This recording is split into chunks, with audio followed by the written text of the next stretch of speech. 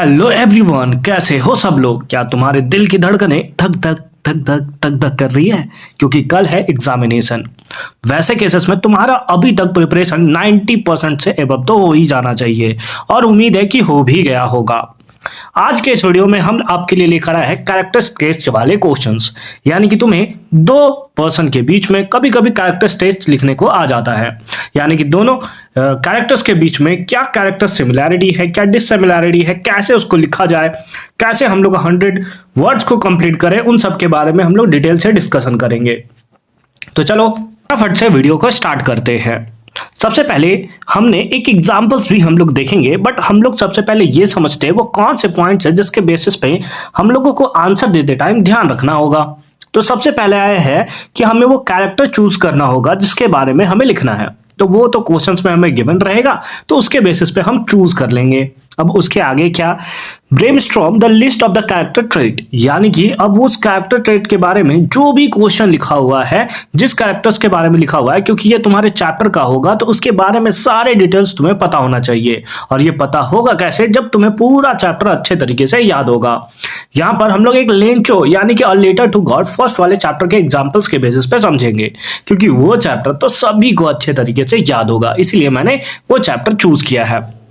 तो उसके जितने भी कैरेक्टर्स थे, चाहे पोस्ट मास्टर का कैरेक्टर, लेंचो का कैरेक्टर, उन सब के कैरेक्टर्स को आपके मन में समराइज्ड होना चाहिए, तभी आप ले सकते हो। जैसे अगर आपको भोली के बारे में दे दिया तो भोली का पूरा कैरेक्टरिस्टिक्स आपके मन में आना चाहिए। वल्ली के बारे में दे दिया तो वल्ली का सारा कैरेक्टरिस्टिक्स आपके मन में होना चाहिए कि क्या क्या उसके पास नेचर होता है।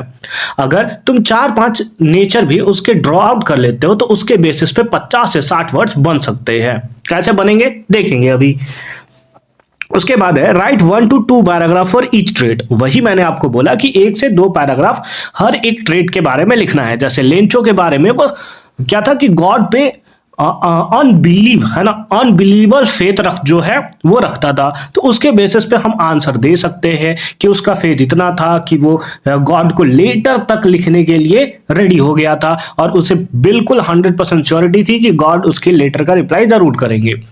तो ये सब पॉइंट्स वहां पर तुम लिख सकते हो। गिविंग एग्जांपल्स, कुछ एग्जांपल्स के बेसिस पे तुम उस कैरेक्टर्स के बारे में बता सकते हो, उसके साथ साथ उसके बारे में डिस्क्रिप्शन भी तुम दे सकते हो। ये सब देने के बाद यानी कि ट्रेट में ही लिखते लिखते तुम्हारे पास इतने वर्ड्स आ जाएंगे तो तुम 50 to 60 वर्ड्स जो है वो वहां तक पहुंच पाओगे। अब आगे 50 to 60 वर्ड्स जो हमारा बच गया उसे कैसे लिखना है उसके बारे में समझते हैं।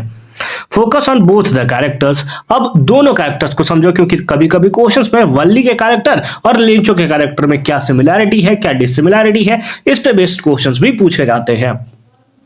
या फिर दो अलग अलग स्टोरी के क्वेश्चंस रहते हैं, उसमें पूछा जाता है कि इन दोनों के बीच में क्या सिमिलैरिटी है और क्या डिससिमिलैरिटी है। एक तो तुम उसके कैरेक्टर्स के ऊपर लिख दोगे कि इसका कैरेक्टर ऐसा था, उसका कैरेक्टर वैसा था। सबसे पहले क्या करना है कि सबसे पहला पैराग्राफ में जैसे लाइक वल्ली और लेंचो का है तो वल्ली के बारे में हम एक पैराग्राफ लिखेंगे। फिर उसके बाद लेंचो है, लेंचो के बारे में हम लोग क्या लिखेंगे, एक पैराग्राफ लिख लेंगे। उसके बाद दोनों के बीच में क्या सिमिलैरिटी है, क्या डिससिमिलैरिटी है, उन दोनों के बारे में हम लोग लिखेंगे। ये बस मैंने एक एग्जांपल्स के बेसिस पे बताने का आपको ट्राई किया है। आगे देखो है use words that helps to reader visualise the character. कुछ ऐसे वर्ड्स का यूज करना है जिसके कारण जो रीडर है ना, उसको कैरेक्टर्स के बारे में विजुअलाइज हो सके। जैसे हमने चैप्टर देखा है, चैप्टर में लेंचो के बारे में सबसे पहले स्टार्टिंग किया था कि वो कहाँ रहता था, पहाड़ में एक ही घर था उसका, तो उसके कारण आपके मन में एक विजुअलाइजेशन आ जाता है कि हाँ एक इस टाइप का पहाड़ होगा, वहां पर उसका घर होगा, है ना। इस टाइप का तुम्हारे अंदर क्या जाता है, विजुअलाइजेशन आ जाता है। तो उसी तरीके के कुछ कैरेक्टर्स जो है उसे आप यूज करोगे ताकि आपके अंदर विजुअलाइजेशन जो है वो पार्ट क्रिएट हो जाए। Ensure the description is clear, concise and well structured। ये सारे का सारा बहुत ही ज्यादा इंपॉर्टेंट है तुम्हारे लिए कि जो डिस्क्रिप्शन है वो क्लियर होना चाहिए, कॉन्साइज होना चाहिए और वेल स्ट्रक्चर्ड होना चाहिए। Include information about the characters physical trait, उसके फिजिकल ट्रेट के बारे में होना चाहिए, पर्सनालिटी के बारे में होना चाहिए, बैक स्टोरी होना चाहिए, लाइक और डिसलाइक उसके क्या है वो पता होना चाहिए, स्ट्रेंथ और वीकनेस क्या है वो पता होना चाहिए और ग्रोथ ओवर टाइम, ये सब चीजें जो है उसके बारे में पता होना चाहिए। हालांकि इसका पीडीएफ लिंक मैं आपको भेज दूंगा अपने टेलीग्राम चैनल के ऊपर, जिसका लिंक मिलेगा आपको डिस्क्रिप्शन में। तो वहां से जाकर आप देख सकते हो। बट कौन कौन से पॉइंट्स तुम्हें हेल्प करेंगे ना नंबर को बढ़ाने में या फिर वर्ड्स को बढ़ाने में, वो ये करेंगे जैसे कैरेक्टर्स का फिजिकल ट्रेट, उसकी पर्सनैलिटी, उसकी बैक स्टोरी, लाइक और डिसलाइक, स्ट्रेंथ और weakness, growth over time.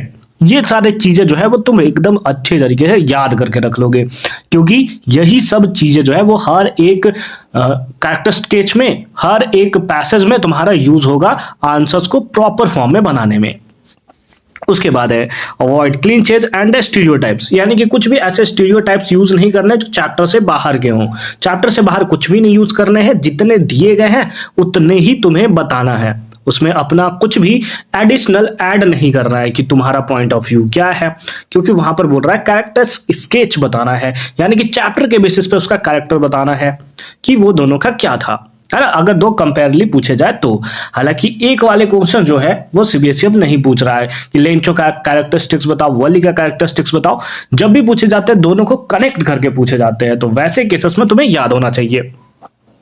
Use sensory details, यानी कि छोटे छोटे डिटेल्स, माइनर डिटेल्स को तुम्हें पता होना चाहिए। चलो अब ये 9 पॉइंट्स में तो हमने इसे समझ लिया। अब क्या होना चाहिए, अब एक क्वेश्चन हम लोग देखते हैं और उस क्वेश्चन के बेसिस पे क्या क्या हम लोग अलग कर सकते हैं उसको भी देखते हैं। जैसे हमने यहां पर एक क्वेश्चन लिया है, क्वेश्चन है हमारे पास कि right the character sketch of Lencho. मैंने एक छोटा सा एग्जांपल्स के बेसिस पे आपको बताने का बस ट्राई किया है। अगर आपके पास क्वेश्चन आएगा एग्जामिनेशन में, आप उसी के बेसिस पे पॉइंट वाइज लिखोगे और उसके बेसिस पे पॉइंट बनाते जाओगे। सबसे पहले क्या है, उसके वर्किंग कंडीशन को, कि वो बहुत ही ज्यादा क्या था, हार्ड वर्किंग था, क्योंकि वो हमेशा खेत पे ही काम करता था और उसी पे कंप्लीटली वो डिपेंडेंट था। दूसरा है has a great faith of, है ना, हैज ग्रेट फेथ गॉड, यानी कि गॉड के उसके ऊपर उसको क्या था, अनबिलीवेबल फेथ था, है ना, एक ग्रेट फेथ था, ये तो हमने देखा था। ऑप्टिमिस्टिक्स था, डिवोट था, डिवोट का मतलब क्या होता है, Lencho is deeply religious and a strong faith in God which is evident in his letter to God for help in the story. तो ये सारे के सारे हमने क्या कर लिए कि इसके कैरेक्टर से छोटे छोटे हमने पॉइंट्स लिख दिए। अगर एक पॉइंट से भी अगर आप 10 वर्ड्स लिख लेते हो ना, तो 10 वर्ड्स, और अगर तुम इसी तरीके से 6 पॉइंट्स को अगर तुम वहां से क्या कर सकते हो कि वहां से बाहर निकाल सकते हो कि ये हमारे पास टोटल 6 जो थे वो कैरेक्टर्स थे इसके, तो 60 पॉइंट्स तो तुम्हारा ऐसे ही हो गया, है ना। फिर तुम्हारा सिमिलैरिटी, डिसिमिलैरिटी, है ना, ये सब पॉइंट्स लेकर तुम्हारा 100 पॉइंट्स तो आराम से हो जाएगा। 100 वर्ड्स में कहीं नहीं जा रहा है, तुम आराम से लिख सकते हो और सारे मार्क्स गेन कर सकते हो।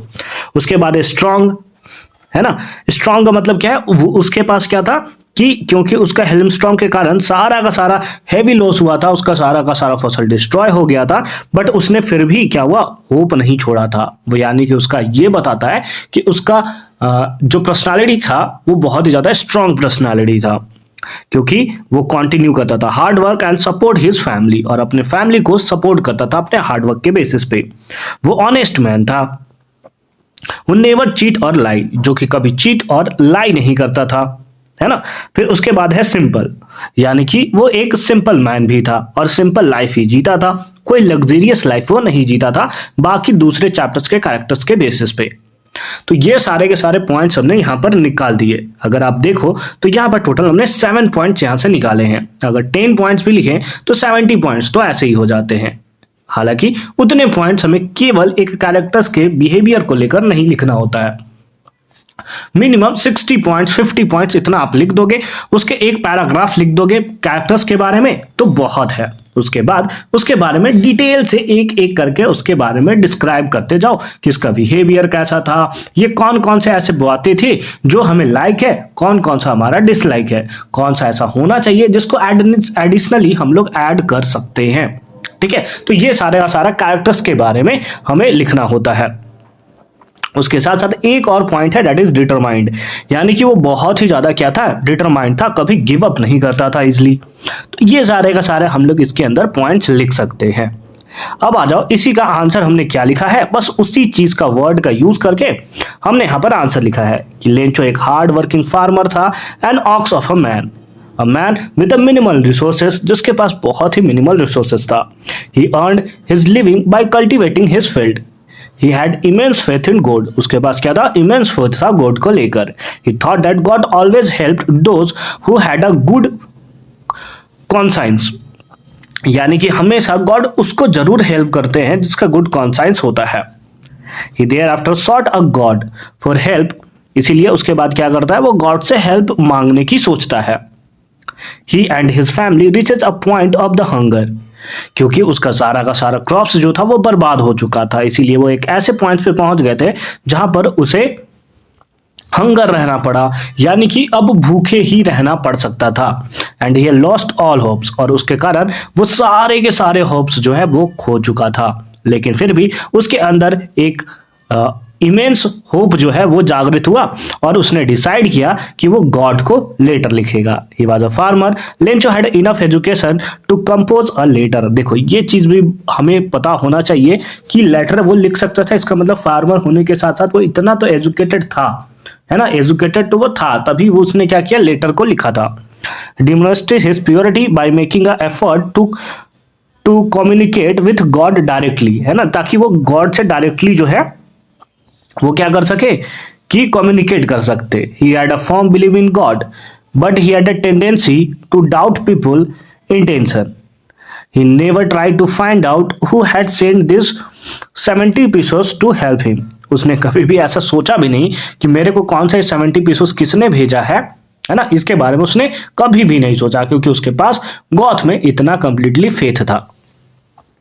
It is rather ironic that the humiliate his helpers by calling them a bunch of crooks, है ना। वो क्या था, एक आयरनिक के बारे में मतलब हम लोग बोल सकते हैं कि शोक करता था, जिसने क्या किया था, अ ब्रंच ऑफ क्रुक्स जैसे वर्ड्स का यूज किया था जो उसको हेल्प किए थे। ठीक है, तो इस तरीके से इसका पॉइंट्स जो है वो आप लिख सकते हो। तो स्टार्टिंग के जो जितने पॉइंट्स मैंने आपको बताए हैं, ये पॉइंट्स तुम्हारे लिए ये कैरेक्टर स्केच वाले क्वेश्चंस के लिए बहुत ही बड़ा वरदान साबित होने वाला है, और कल के एग्जामिनेशन में तुम लोग मचा के आ जाओगे, है ना। बस ये पॉइंट्स याद रखना, कैरेक्टर्स के बारे में याद रखना है, कैरेक्टर्स का क्या क्या खूबी है, क्या क्या इसमें डिसलाइक है, ये सारे के सारे पॉइंट्स तुम्हें याद रखना है। उसका फिजिकल और नॉन फिजिकल फीचर कैसा है, उसका मेंटालिटी कैसा है, उसका मेंटल कंडीशन कैसा है, उसका पर्सनालिटी कैसा है ना, उसका बैक स्टोरी क्या है, उसका स्ट्रेंथ क्या है, उसका वीकनेस क्या है। अगर ये सारे पॉइंट्स तुम अगर उस कैरेक्टर से अगर छाट लिए ना 2 मिनट का समय निकालकर, 3 मिनट का समय निकालकर, तो फिर तुम्हारा स्टोरी जो है 120 क्या तुम 200 पॉइंट्स तक भी इसको ले जा सकते हो। देन आई होप कि आज का क्लासेस आपको अच्छे तरीके से समझ में आया होगा कि कैसे हमने हर एक पॉइंट्स को अच्छे तरीके से डिस्क्राइब किया, और उसके बाद आप 200 वर्ड्स में भी लिखने के लिए रेडी हो गए होंगे। मिलते हैं आपसे अगली वीडियो में, तब तक के लिए अच्छे से पढ़ाई करते रहो। All the very best for your upcoming examination.